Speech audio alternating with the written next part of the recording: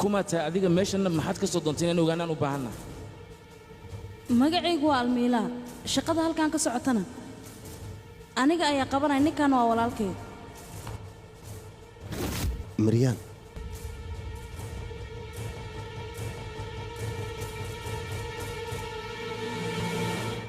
waqtigaas ayadaa wixii aniga ila habboona ayaan ku dhaqaaqay adigana yeysan kula noqonin inaan ahay qof dhimashada ka baqa suldaan ujeedka aan meeshan u yimid wax kale maa canshuurta ayaana lagu kordhiyay inna la ka dhiman doonaynaa muddo 10 sano ku dhowaada magaalada Zuguud aniga ayaa gacanta ku hayay haddii canshuur la kordhinayna waa muhiim in aniga laygala hadlo mudane Arthur mudane haaluqan marba hadduu canshuurta kordhiyo wax wada hadala meesha maba yaalaba waxba aniga mangooliis ha ii dirin adiga goobtan suldaanka adiga ayaana kaala xaajoonaya arrimaha canshuuraha mudane Arthur adiga hal mid yeesan ka hoos bixin canshuur aruurinta meeshaas xilkeeda adiga waa laga wareejiyay mudane Umar ayaana loo xil saaray isaga ayaa aruurinaya maxaad ula jeedaa hadalkan qaabdarrada ah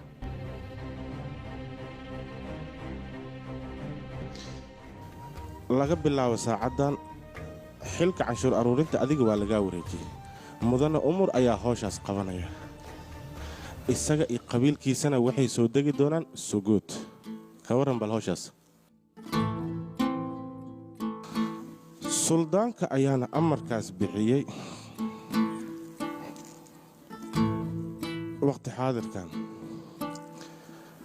dad adigoo kale oo arrimo canshuur ka hadlaya ayaa gudaha igu sugaya ayagaan rabaa inaan la sheekaysto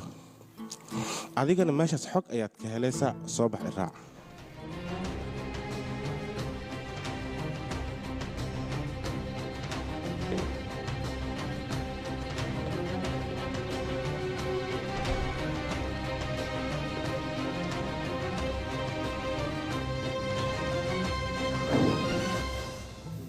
sidee laakiin qaabkii halkan ku imaaday waqti aan arrintaas ka wada hadalna lama taagna hadda ku dhaqso qolka sirtana geey sanduuqan kala soo baxnay sanduuq aad ka hadlaysa hadda ayaa la rabaa mangooliska in faraha laga saaro sidee ku dhici kartaa war ma iga hubtaa waxaad ku dhawaaqayso mudane Bamsi waqti ma hayno Arthur Beyne waxaan rabaa fariintan inaad iga gaarsiisaan oo aad u sheegtaan meesha xogta taalo hawshan anigaa qabanaya idinka meesha ka taga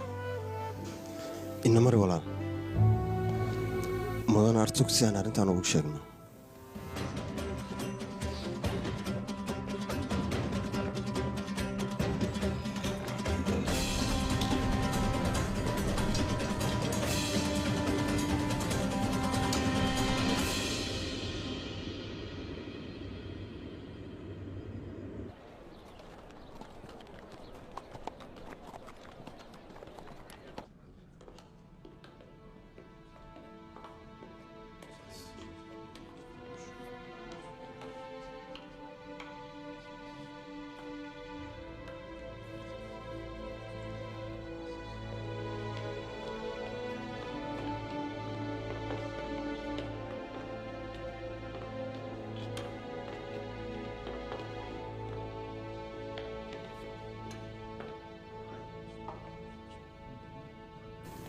Umar Bey aaw inaabaha iman maayo nasiina ayuu qaadanayaa shaqada isaga uu qaban laana waxaan doonayaa imikada inaan anigu qabto